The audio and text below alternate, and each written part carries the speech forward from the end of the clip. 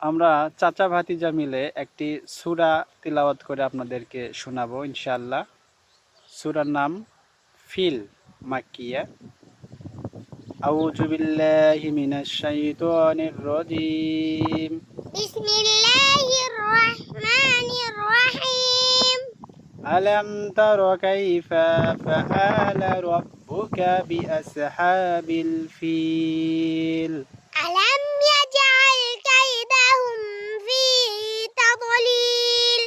وأرسل عليهم طيرا أبابيل ترميهم بحجارة من سجيل فجعلهم كعصف مأكول. صدق الله العلي العظيم. وصدق رسوله النبي الكريم. أما بعد، السلام عليكم ورحمة الله وبركاته.